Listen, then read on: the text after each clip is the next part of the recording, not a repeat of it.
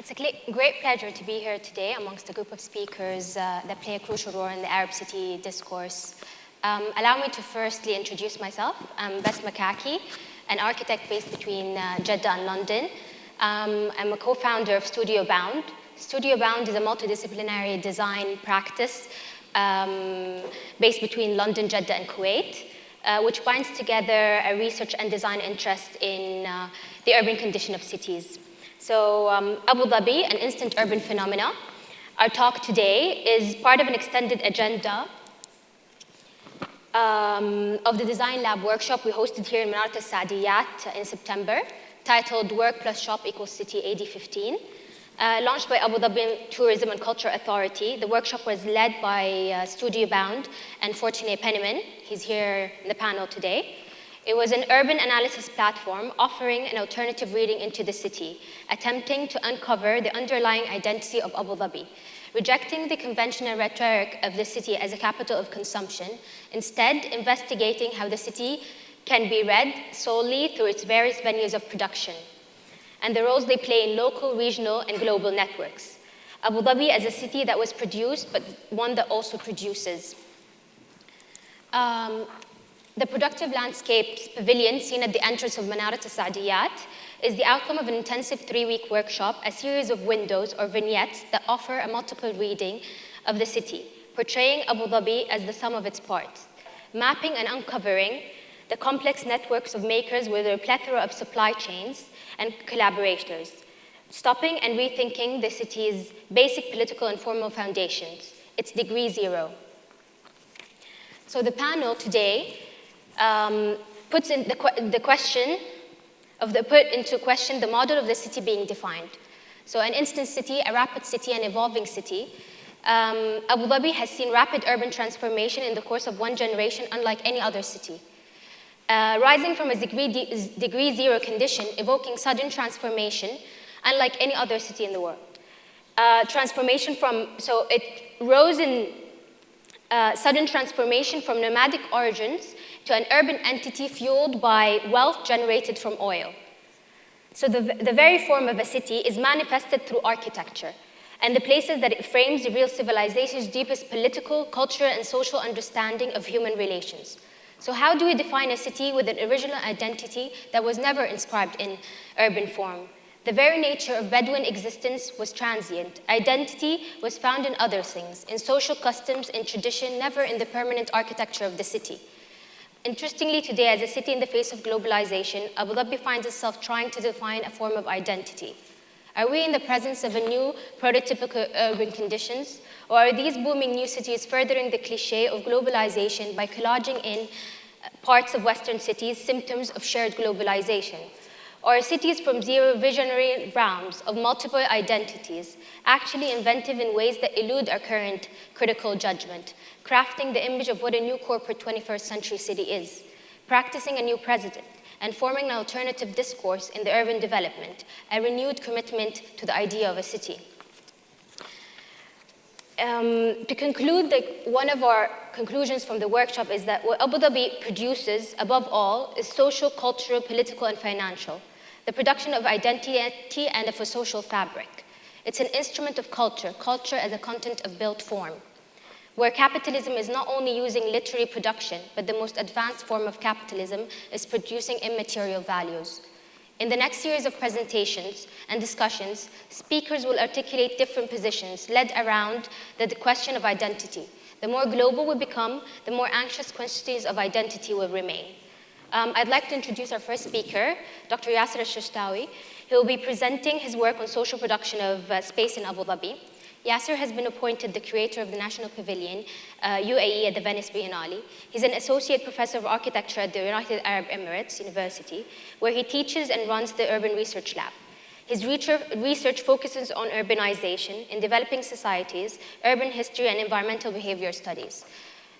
The evolving Arab city, tradition, modernity, urban development, and Yasir's other books, publications, and blog are an essential read to understand the current global ambitions of cities like Abu Dhabi. Yasir uniquely established a connection between global processes and local lives, where the human dimension is constantly referenced when studying large-scale urban development. Without further ado, please help me welcome Yasir Shishtawi.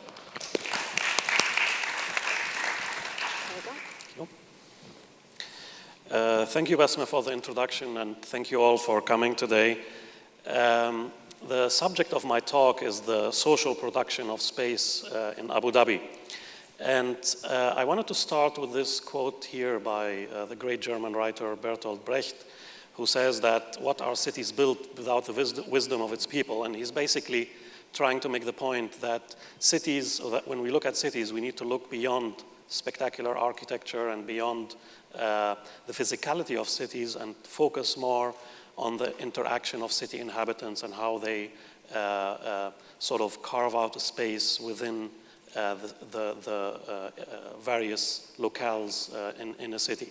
So I thought that would be a good start for the talk. And that particular notion of the social doesn't always work the way we would like to. And I wanted to show you first, before I get into the main points in my presentation, to show you two interesting examples in Abu Dhabi. What you see here is an image of a coffee shop that used to exist in that place. It's called Garden Coffee Shop. It's located, or used to be located in an area at the beginning of Abu Dhabi Island. It has various names: Zafarana, water tank area, and so on. And what we see here is a very lovely space, an outdoor space, garden. This is the corner. Again, this is part of that coffee shop, and the greenery contrasts, I think, in a very nice way with the dreary and drab surroundings that we see. We are back now to the coffee shop again, and there is an element there is something here that we may not notice, but if in the background there is an element of danger that whoever is responsible for these matters was able to identify. We have trees that look quite menacingly and seem to pose some sort of a threat. And because of that imminent threat, authorities decided that we need to get rid of these trees. So the result is this here. The garden has been removed, the trees are gone, and we are left with this very nice landscape, and it fits with the surroundings, I suppose, and that's the way we like it. The other example is also sort of another menace, but this time of the visual kind. Longtime residents of Abu Dhabi will recognize this image here of the grocery stores that used to exist in that form throughout the city. Again, the appearance of these grocery stores was seen as incompatible with the modern and ordered image of Abu Dhabi. We have newspapers in various languages. We have an assortment of colors. Spices and various foods are displayed in a manner that is unorganized and unhygienic, according to some. So the decision was made to standardize the appearance of these grocery stores and to start something called the Baqala Initiative, which basically reduced the appearance of these grocery stores to all the charm of a mini mart in a gas station. So this is happening now throughout the city, and I think it's sort of an example of how the extent of control and the removal of any elements of humanity perhaps permeates a lot of the decisions that are being made here. And this quote here by Michel de Certeau, a French philosopher and a sociologist, illustrates some of these issues that I was trying to demonstrate here. And de Certeau basically argues that there are these two conflicting elements that exist within cities. We have, on the one hand, the view of the planner, the view from above, but then we have the citizens who live down below. And those citizens create their own story by, as he describes here, through walking. And he then writes that a migrational or metaphorical city thus slips into the clear text of the planned and readable city. So how does this apply? Or before I get to that, so he identifies basically two things here. On the one hand, we have strategies which are set by city planners. An overall framework, guidelines that need to be followed, and so on. And then we have tactics, which are the various ways in which city inhabitants begin to deal with these strategies and begin to either overcome them or work with them. So any city, whether we are here in Abu Dhabi or elsewhere, incorporates those two elements. Sometimes they are in conflict, sometimes they are in harmony, but it's that particular dynamic between these two elements which I think contributes to urban liveliness and I think also ultimately to the identity of particular cities. And this cartoon here captures this conflict, I think, quite nicely. This is done by a very well-known architectural cartoonist by the name of Hellman, who drew this cartoon for an issue that I edited on informal urbanism. And we see here two planners who look quite unhappily and a little bit angry at what is happening to their city. Their perfectly ordered and organized city is taken over by city residents who do all sorts of things. They are suntanning, somebody's drawing graffiti, there's something going on with the teepee, and somewhere in the background some kind of fire is being set. So we have all sorts of things happening that I think capture this notion of informality and informal urbanism in a, I think, quite effective way. So how does that apply to Abu Dhabi? What I'll be talking about through the rest of my talk now is instances where this notion of informality is manifested in the city, and it's basically in two parts. First, I'll be talking about spaces that have disappeared, that are no longer with us, and then I'll be talking about spaces that still exist. And I'll start with the central market, which I suppose many, again, old-time residents will remember, although they may not remember this particular image right here. The central market was built in the late 60s, designed by the Egyptian architect and planner Abdurrahman Makhlouf. And as you can see here, it was quite an ordered affair. It was built on a sort of a modernist grid. It looks very ordered and organized, very pristine. At that time, this was a major project that was intended to usher Abu Dhabi into modernity. Under the rule of the late Sheikh Zayed, low-income residents of Abu Dhabi were given shop spaces in that market so they can make a living. This is an image which I took right before the market's demolition in 2006, which shows the transformation that has occurred within that market. It became quite an informal affair within the city. And again, people thought that that particular image, that market was right in the center of Abu Dhabi Island, is again incompatible with the notion of a modern city. And we see in the back here eviction notices that were plastered throughout the shop. The market was replaced with this thing right here. It's a Foster-designed central market. Gone are the outdoor spaces for interaction. It is clad in an inscrutable mashrabiya, and it's basically an indoor space. And this is one of the entrances to that market, and I found the advertising quite fascinating. What's written here in Arabic, ما كان ذات يوم قلب التسوق لا يزال هو. What used to be the heart of shopping is still the same. So this is either like very shrewd marketing or they have a very unique sense of humor.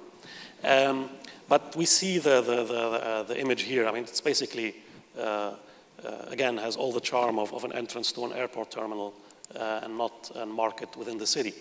The other space that has disappeared is the Mullah Building, as it came to be known, which is on Electra Street, downtown Abu Dhabi.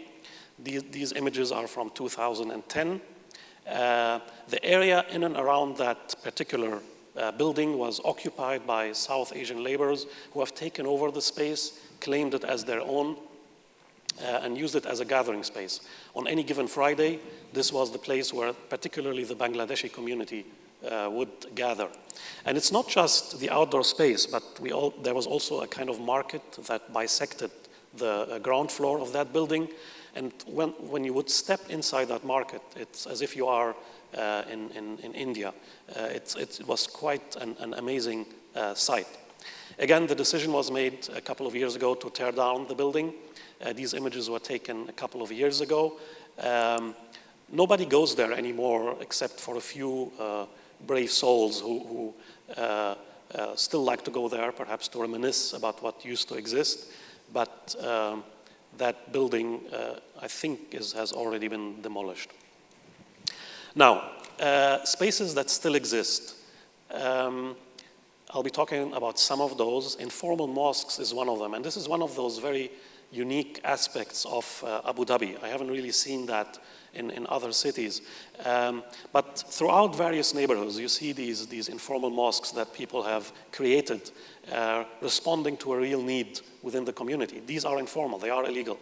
That particular mosque is in one of those neighborhoods in Abu Dhabi, and it has been constructed by the shop owner whose shop appears in the back, who's a carpenter, an Egyptian. And he told me that he constructed this because it's something that he felt he wanted to give to the people in the community. And I asked him, does anybody from the municipality object to what you have done here? And he told me, yes, they come by and they say it's not allowed, it's illegal. And then he tells them, this is the house of God. You want to remove the house of God? So they get into a whole theological thing that is, I think, quite interesting. But you see these mosques elsewhere. This is in another part of the city as well, not as elaborate as the previous one. But basically, a space that exists between a sub-power station and the entrance to the building is transformed into a mosque, a temporary mosque. What I also find interesting are informal gardens, which exist in Abu Dhabi as well, where shop owners and residents sort of literally carve out a space in the sidewalk to create a garden. And this is in an area very near Electra Street, where the shop owner has created this garden made up of trees, very carefully landscaped. We also see this, sometimes these gardens are created by simple planters to define an outdoor space, such as in this Ethiopian shop. Children play areas are again another example of how residents in the city try to utilize whatever space is available to them. Of course, within Abu Dhabi, there are parks and the waterfront where people can go and children can play and so on. But within these super blocks, there is a need for children to play. So what do? They use whatever they have, parking lots, sidewalks. Here we have an elaborate game of cricket taking place. And I don't really know much about cricket except somebody with a bat and there's some ball that's being kicked around. But apparently there is a real intense game happening here. You see that in other parts of the block as well. In other areas, there are very elaborate soccer games taking place. And in some instances, exposed infrastructure such as this pipe is used quite dangerously by this kid right here. Lastly, balconies. And what I want to show here is that the overall urban environment in Abu Dhabi, the architectural landscape, can appear quite oppressive at times. It can convey a sense of rigidity and anonymity and transience. But if you look a little bit closer at these buildings, and particularly at the balconies, you begin to see that there is a kind of life that is created here that begins to reflect on the various individuals who live in these houses. It's not just about transients and people moving in and out, but there are real lives happening here. Each one of these balconies can tell a particular story about a city and about its inhabitants. And I also like the sort of slightly shabby appearance of some of these houses, because they reflect the passing of time, that there is a palpability of humanity here that we not necessarily find in other parts. So even though this does not look particularly pretty or interesting, but there is still a sense of humanity here, and that there are real lives and real people. And to finish with this quote here by Italo Calvino, which I think captures this last point, that the city does not tell its past, but contains it like the lines of a hand written in the corners of the streets, the gratings of the windows, the banisters of the steps, the antenna of the lightning rods, the poles of the flags, every segment marked in turn with scratches, indentations, and scrolls. Thank you for listening.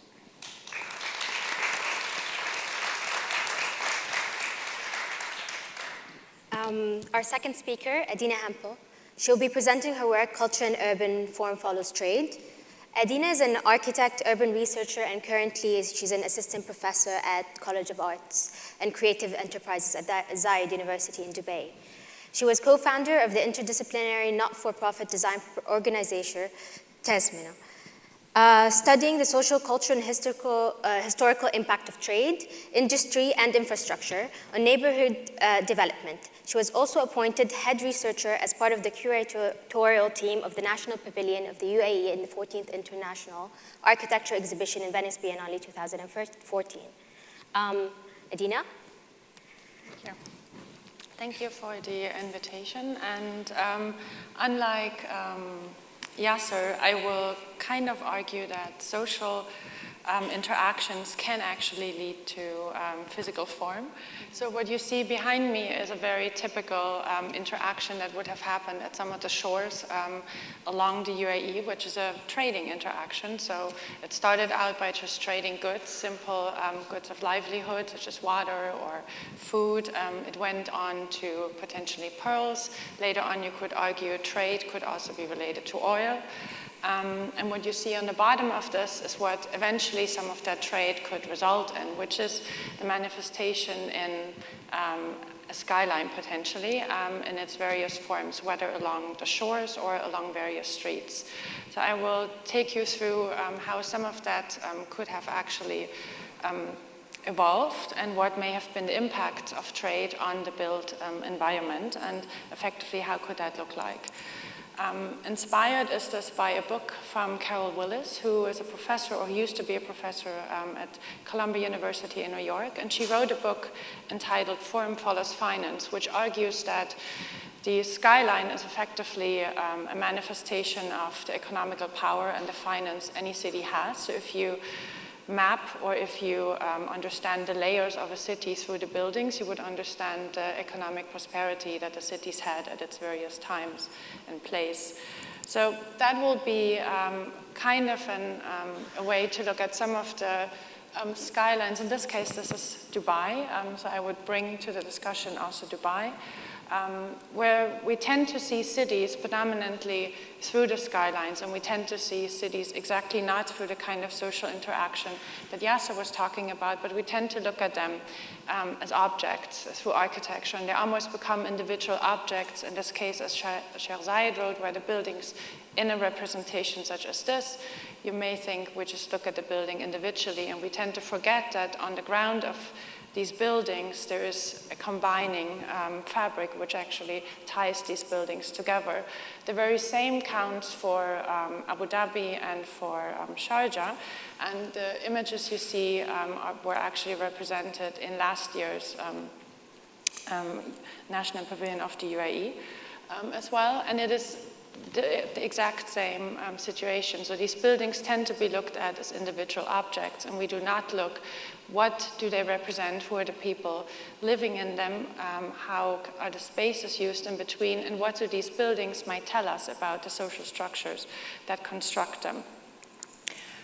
If we look at how these buildings potentially portray identity, and if you look at what identity actually means, we might discover a very interesting dilemma. When we talk of identity, it actually means sameness. Now, we don't want to be exactly the same to another person, so when we talk about identity in relation to people, we talk about uniqueness. which obviously causes the dilemma, which one is it that we talk about when we talk about cities? We don't want to create a city that looks exactly the same around the world in the UAE, and we don't want to be exactly the same person. So if you then go further and try to understand what is a possible definition of identity in a city, all of a sudden elements such as that Yasir talked about, which is the socio-cultural interactions, for example, which is the natural landscapes, which is even the kind of urban structures and aesthetic appearance, how that might lead to some of these interactions, play an important role in the city itself. So it is not only the physical built environment, but it is the system that develops those buildings itself. So for the sake of this presentation, I would basically argue that in the case of the UAE, urban form follows actually trade. And I would argue that also in reference to saying very often we talk about instant cities, or we talk about a sudden appearance that might cause an artificial appearance of a city, and I would argue that this is not the case in the UAE. The tradition of these cities in the UAE has a very long trading tradition that goes back all the way, in fact, actually 5,000 years. But this is a map that shows you the trading routes in the 2nd millennium BC. And you see that, let me see if I get this pointer to work. You see al-Nar is actually an archaeological site that traces back to civilization thousands of years. And you see that this was part of a trading route. And you see the trading route that connected the UAE, for those of you who Al-Nar is to the left of Abu Dhabi. So it connected the UAE as far back as the 2nd millennium BC. And much of this influence has continued until today. So it is no wonder that trade has been a major influence, not only for urban development, but also for culture in this region. This is all 3 cities, Dubai, Sharjah, and Abu Dhabi. And you see that all of these cities, it is then no wonder that all of them actually are building their physical manifestation along the shores, because this is where the boats landed. This is where, in this particular case, very early on, the boats would just stop in front of the shores of the city, and eventually, in the case of Dubai, and it later on is the same in the case for Abu Dhabi and Sharjah earlier as well, you would actually have physical structures such as port that would facilitate that kind of exchange. So, but what you also see here is not only is it a place where the ships would stop, but slowly you see that buildings would be developed along the shores, because this is where the trade would happen. And you see that potentially what started out as an Arish souk later on was transformed in some kind of informal markets, or markets that become a lot more manifested because of different materials using concrete. But it doesn't necessarily mean that because one has erased or one has replaced the old Arish market now with a concrete market, it doesn't mean that the tradition of trade or the tradition of how these spaces were used is gone. So that tradition remains, but it potentially just is shown in a different material. And as you continue looking more towards the present, you see that most of these structures that would then be built house activities that you could relate back to trade that were potentially slightly more formalized. You have the old Abu Dhabi fruit and vegetable market from the Office Planar. You have the Souk Naif, and you have the Blue Souk in Sharjah, all of which were activities in which trade or markets would take place. In the case of, this is just an example of Dubai, you also have eventually later on institutions that would settle along the shores because they were needed, because there were regulations needed, there were system needed on how to regulate trade. So you would have the old building of the Dubai municipality, which is now a museum, and you have the old Dubai Creek National Bank by the firm John Harris, all of which were along the shores of the trade itself. You have later on eventually also buildings, in the case of Abu Dhabi, slightly more removed from the Corniche, but also you could argue they are an effect of the growing prosperity, of the growing connections through trade. You have hotels because you have a lot more international guests coming, a lot of international meetings. The Intercontinental Hotel was the place for the GCC meeting. You have the National Theatre, you have the Abu Dhabi Cultural Foundation, places of exchange, places of learning for culture in Abu Dhabi in particular. So a lot of the impacts of trade you can actually read also in the skylines, and you could trace them back to the very origin of some of these developments of the city. What you see here is the skyline of Dubai, the Dubai Creek, and you can clearly tell that obviously on this side of the creek there is still a lot of low-rise. So you have kind of the older structures, and on this side of the creek you have now hotels, you have banks, and you have obviously a different kind of emphasis on the city, but all of which had some kind of relation to the development and the initial settlement of the civilization in Dubai. And if you look at the maps from Dubai in this particular case, and you could do the same for Abu Dhabi, what you see here is an aerial view of Dubai from the 1950s, and you see that there is a sand bed in here. That very sand bed actually prevented that larger ships or vessels could enter the creek. So what was happening, that sand bed was actually dug out so that larger ships would be able to enter the creek, and in which return the trade, the development, the kind of economic prosperity of the city would grow. All of that would potentially be invested in newer structures in the along the shore. So you would see that a lot of the buildings now start to rise above 2 stories, and a lot of the shore was actually landfilled so that the Al-Ras in this particular case would grow. You would see that a lot of the buildings that were initially restructured would be changed out into coral structures, later on eventually concrete structures, all along still the creek. You would see that roads would be built to facilitate the connections of the trading goods into the further lands of the city, because the city was growing. Not everything could be housed along the shore anymore. And you would see that eventually some of the connections had to be made. There would be roads or bridges built. So this is the Maktoum Bridge. And you would see that along these roads you have structures that would identify events, or that would mark or become almost navigation points. A lot of people, those of you who know Dubai, know that the clock tower is a major point of navigation in Dera to find your way.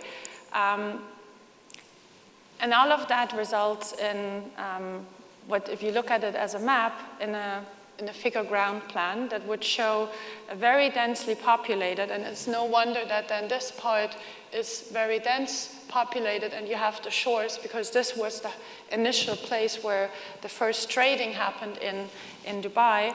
And if you go back to where it started, as I said, it started with the creek, and it started with a simple mat and potentially the trade.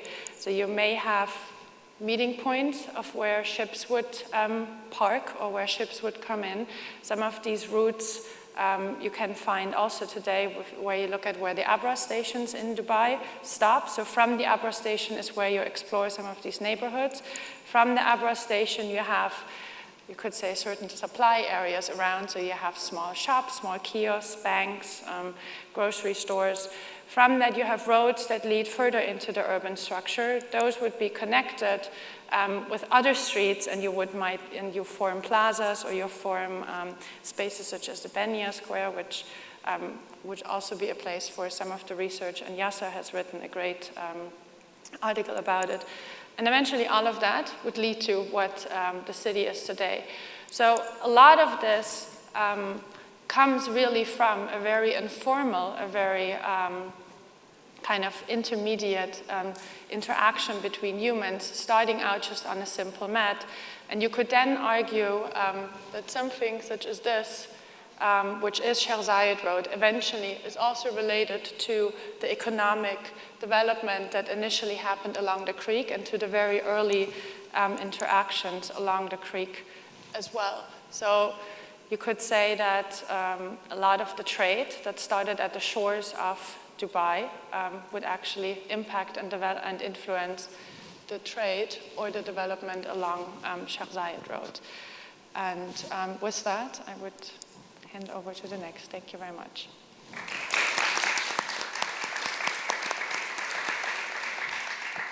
Thank you, Adina.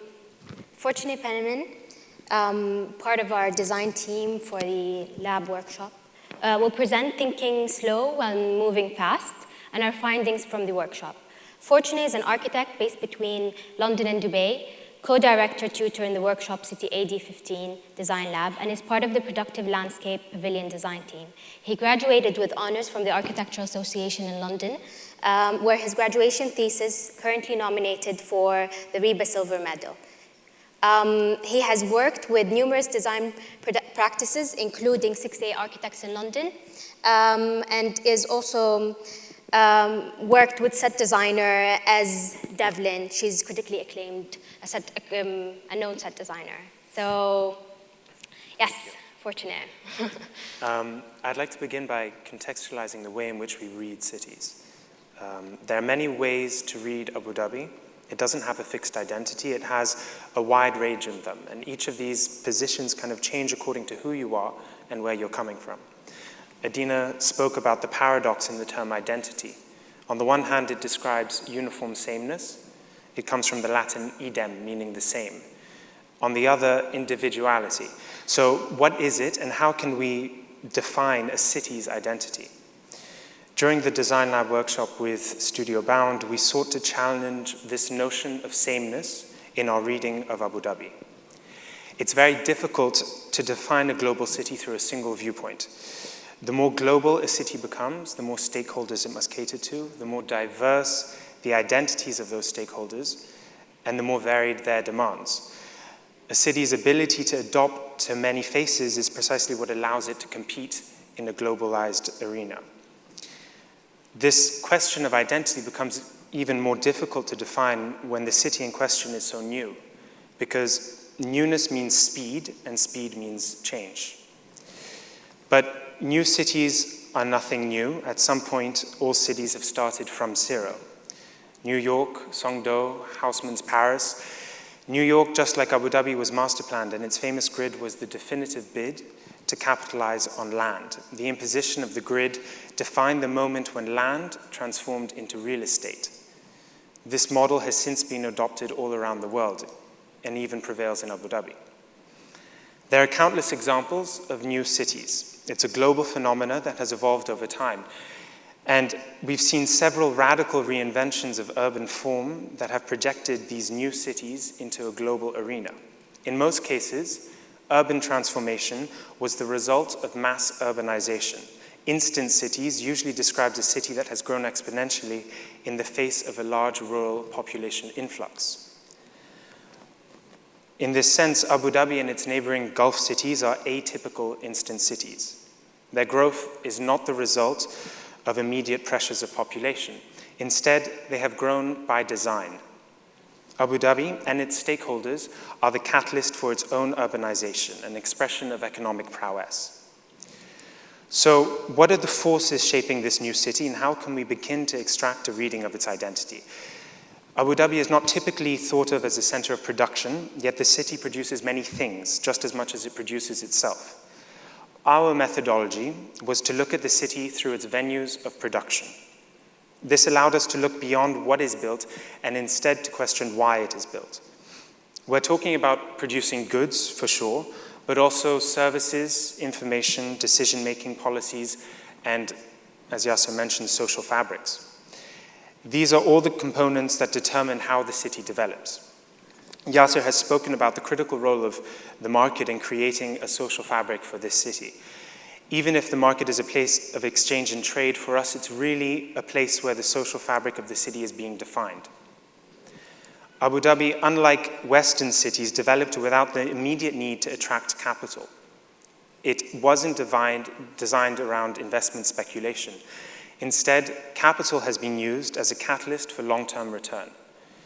If we were to make a comparison to neighboring Dubai, perhaps we could liken Abu Dhabi to a museum, Dubai a gallery. Both are equal forms of investment, but the gallery expects immediate return based on a transaction from a buyer to a seller. The museum also expects a return, but on a much longer time frame. It's a place of production, even if its return cannot be immediately quantified through this transaction. So now about the pavilion. Rather than representing the city through a single perspective, we designed the pavilion to represent the city through a series of vignettes based on the theme of production. The sites investigated during the workshop focused on 4 forms of production: social, financial, industrial, and cultural. The result was presented as a kind of deconstructed facade, where each face reveals a different form of production. Be it the reclamation of land or the production of land along the corniche, and the kind of dichotomy presented in the corniche, the collection of institutional buildings along the south versus the public space of the beach in the north. The production of memories in the central market, one of Yasir's sites of investigation, and trying to draw a plan of the market not based on an architectural accurate detail, but rather based on memories and recollections of the market. The financial topography of Abu Dhabi, mapping Abu Dhabi according to the investments of 4 main financial authorities, Mubaddala, ADIA, and ADIC, and seeing how this provides an alternative reading of the city. And the central market as a place of kind of exchange and trade, where goods from around the world are located in a kind of series of distributions across a plan locally, but also globally. And finally, the production of electricity and water, and how the facilities on Al-Nar really mirror the expansion of the city through the phasing of the power station.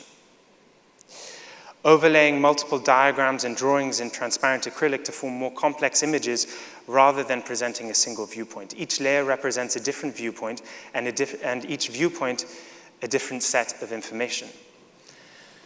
Abu Dhabi is developing at such a rapid pace that every new layer erases the traces and records of the previous one. This is not unique to Abu Dhabi, it's a fact for many Gulf cities. But when any development begins from zero, the pattern of the city's fabric is weakened. Some might say that what's needed is to stop and record, lest we forget, as they say. The maps produced during the workshops are highly subjective. They're drawn according to our own priorities. As such, our research was not meant to be rigorous. What we compiled is an archive of propositional research, one that acknowledges that we are architects, not academics, and that our views are biased. In many respects, Abu Dhabi has developed by thinking slow while moving fast. And this is also how we approached our analysis of the city. Slowness is a cultural movement. Slow food is just one part of it, but it started as a campaign to change the way medical research was carried out, the way the industry prioritized quick fix solutions over long-term resolutions. What we propose is slow thinking. Perhaps fast architecture is overrated. What makes Abu Dhabi unique in the region is the amount of planning afforded to developments of unprecedented scale and ambition. These projects are not isolated showpieces, they're part of a greater vision of a city that is in many respects yet to come. Thank you.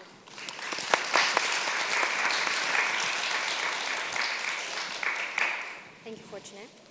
I'd like to start the panel discussion by stating a question that applies to all 3 presentations, which is referencing the degree 0. But I'll direct it first to Yasir, then we could discuss. If the fundamental DNA of European cities is genealogically other to the traditional principles of city planning in, let's say, Chinese cities, then what is the fundamental DNA of the Middle Eastern or the Gulf city? What is the Gulf city's degree 0? Where did all of this originate from? Well, there are a couple of things here. I think we need to be very careful about overgeneralizing or using terms such as the Middle Eastern or the Gulf city, because each city, to a large extent, has its own unique character. Although, so for example, if we look at the Gulf city, Dubai would be very different from Abu Dhabi, for instance, or from Doha. Manama would be something else completely, Kuwait, and Muscat would be. So we're talking really about, to a large extent, about different modes of urbanism, even though they are within the same geography.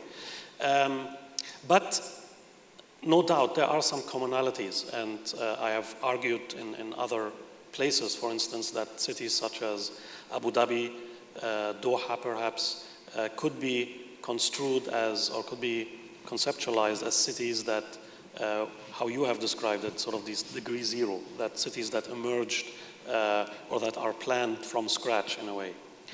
Although I'm also very skeptical about that term, because I think there is always a context of some sort, so that ultimate zero is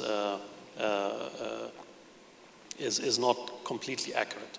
But if we talk about cities such as Abu Dhabi or Doha, for instance, which I think are similar in many respects, what characterizes them, I think, is this desire to remove the past and to constantly reinvent themselves and to reimagine themselves in some way. There is constant renewal. There is a removal of historical objects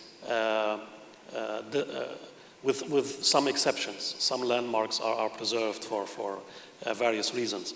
But I think it's that constant need for reinvention that characterizes some of these cities. And I think something else is that deep-rooted desire for order and regulation and control that characterizes cities here as well. And there have been some attempts, actually, to define a Gulf city type. Anthropologist Sulaiman Khalaf wrote about this, and he identified certain characteristics. And among them are the presence of labor camps, for example, and segregation, and all these things. Again, I'm not sure if we can generalize across the board, but the question is, I think, an interesting one, and there are perhaps elements that are shared between cities, although I think perhaps our focus should not be so much on these commonalities, but more on what distinguishes these cities, what makes them unique. Whether it is Abu Dhabi or Doha or Dubai, each one of those has something that makes them different, that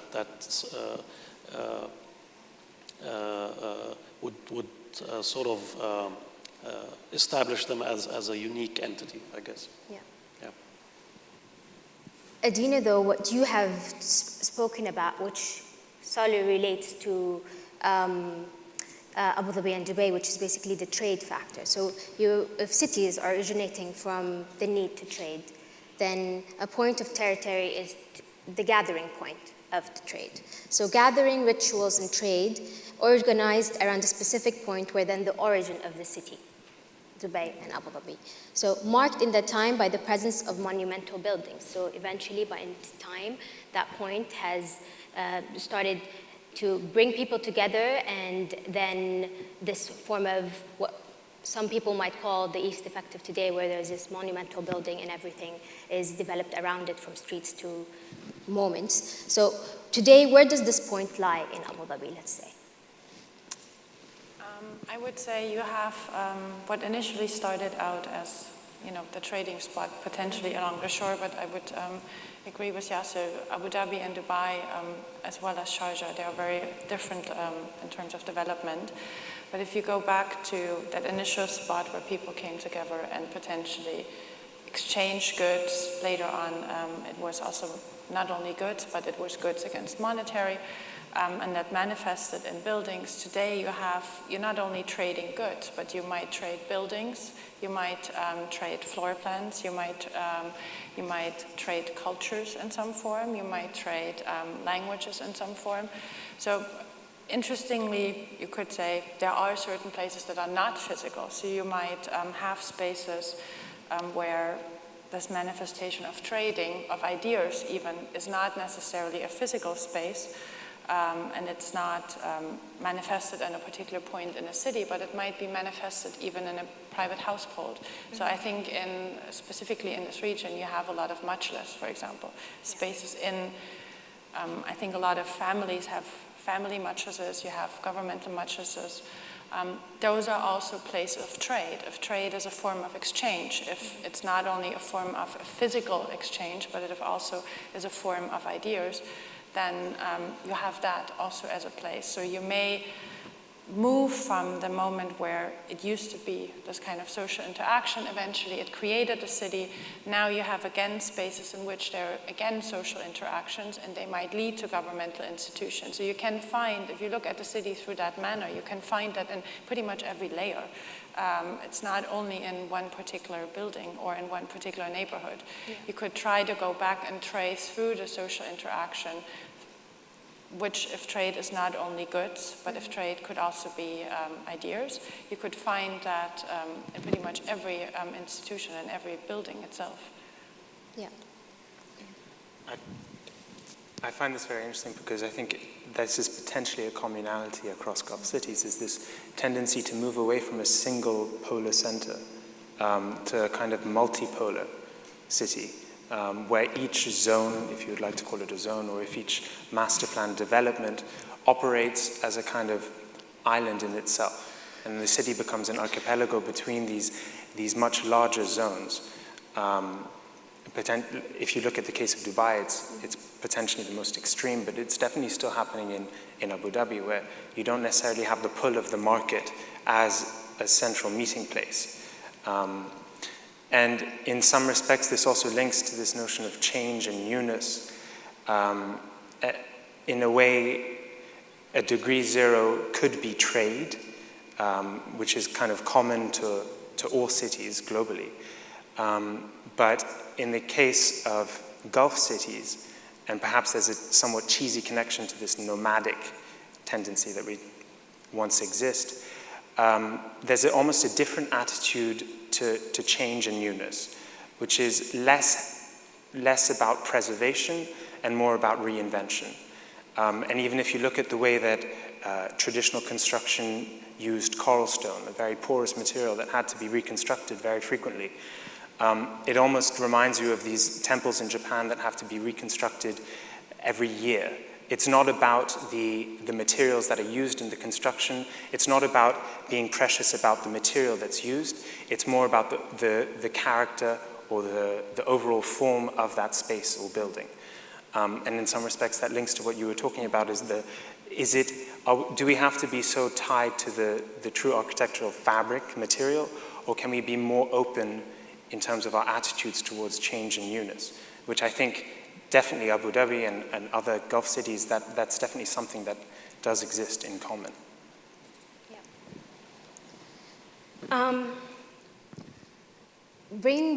Thinking of this concept of, if we're referencing buildings, then is this recent globalization the identity that forms the city and the conception of the city, or is it actually the anthropological identity, which is this moving, transient city? What defines Abu Dhabi? There's these two parallel dichotomies, two worlds of an urban transient city, but then now there's a focus on urbanization and this completely boom effect that's happening with the new developments. How do we what forms this, if we're questioning this identity, then what is, either of them, how do they feed into forming that specific, let's say, identity of the city? Yeah, the discussion about the identity, I mean, it's always something that comes up, and the Abu Dhabi 2030 master plan that was proposed a few years ago very specifically stated that Abu Dhabi would like to become a contemporary expression of an Arab city. Mm-hmm. And that was never clearly defined, what that means exactly, right? Do you copy specific historical forms that used to exist in the past and just that suddenly becomes like an expression of identity? And for me, And perhaps I was trying to express that through my talk, is that the identity of a city is primarily expressed through its inhabitants. And Abu Dhabi, similar to Dubai in many respects, has multiple nationalities who have made the city their home. That's one of its assets, that you have this very unique culture dominated by South Asia to a large extent, but there are also nationals from others who have made this city their home. And I think that this is something that the city needs to capitalize on this diversity, and to express that through its urban form, through its architecture, not necessarily by incorporating or designing cliché elements that replicate traditional elements from other cultures, but by actually looking at the social interactions that take place and incorporating that within its architecture. And the forms, the specific forms that this can take, can be anything, as long as it responds to very specific needs and interactions that take place on the street. And I think that is something that would eventually lead to an identity. And I agree with you that, with Fortuné, what he said, that in many respects, cities such as Dubai, Abu Dhabi, and elsewhere in the Gulf, they are still in the process of formation. Yeah. They are very young in terms of urbanization, in terms of architectural development. A clear architectural culture has not emerged yet. And it's something that, with the right direction, will eventually happen. But the conditions need to be set. You cannot force it into a certain direction or adopt Western or other models of urbanism without really trying to think first if this works here socially and so on.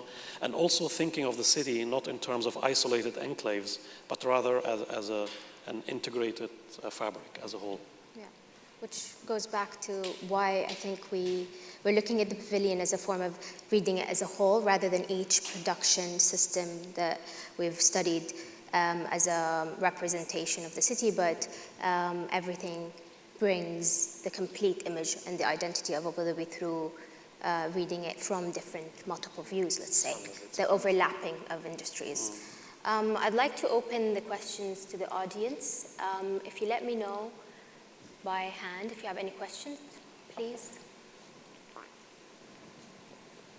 Over there.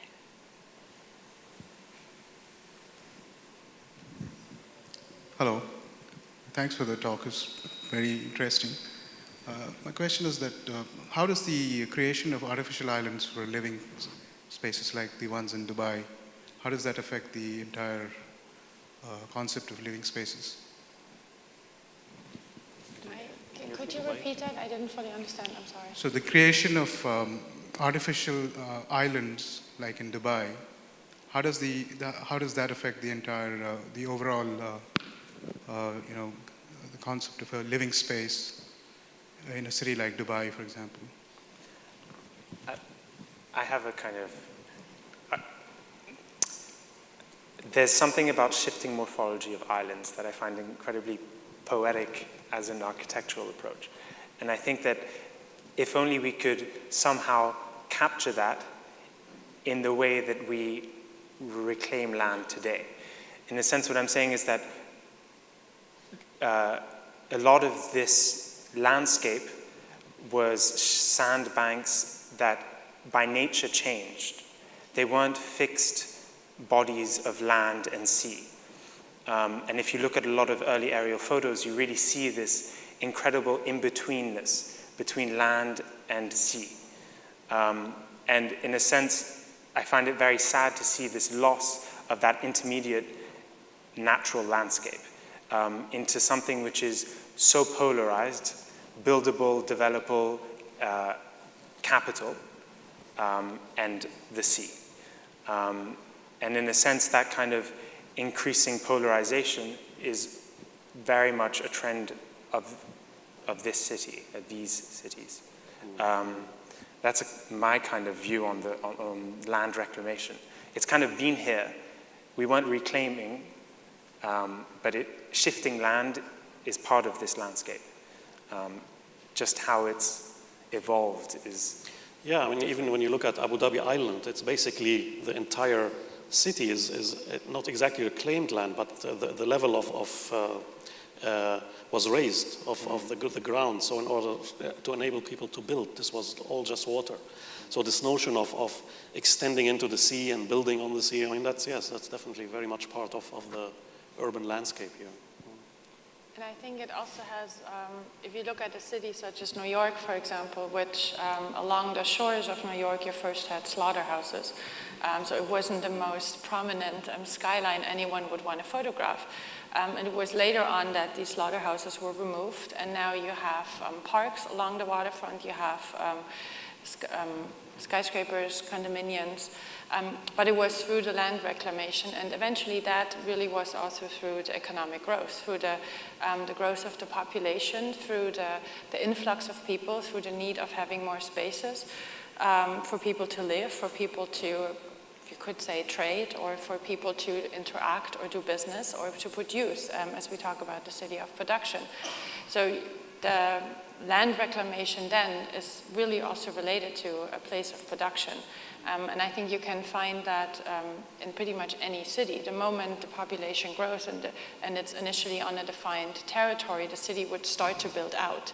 And some cases, they start to build out vertical, which is why you might consider skyscrapers if you don't have the possibility of do land reclamation. In other cases, if you can do land reclamation, you start to build horizontally into the water itself. Yeah. So then skyscrapers are a form of land reclamation as well, in that case. And the Corniche here in Abu Dhabi is a point, it's a clear point on that, where there's this reclamation of land and the growth of the Corniche, but then you get all these major investment companies settled on the Corniche, like ADI, for example. And these become valuable investments that play a major role in forming the city. And they would not have appeared if there weren't that reclaimed land. So in a way, that form of production of reclaiming the land also played a major role in producing the investment of the city. So they're all in a way tied into one. Yeah, and in relation to that, cycle.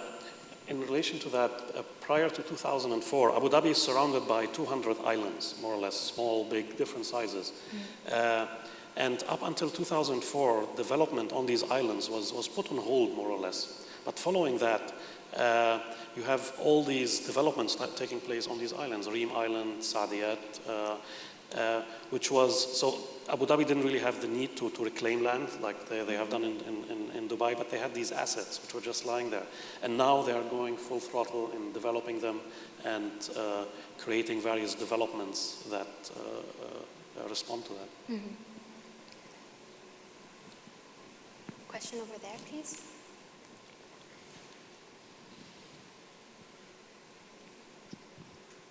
Thanks for the talk so far. Often it feels like the Gulf cities are mimicking Western-style developments, whether it's large skyscrapers or Levittown kind of style suburban villas. To embrace the different nationalities and ethnicities that are already in the region, should the Gulf cities be doing a better job at recruiting planners and architects from South Asia, the Middle East, and other countries like that to develop some new sort of contemporary form?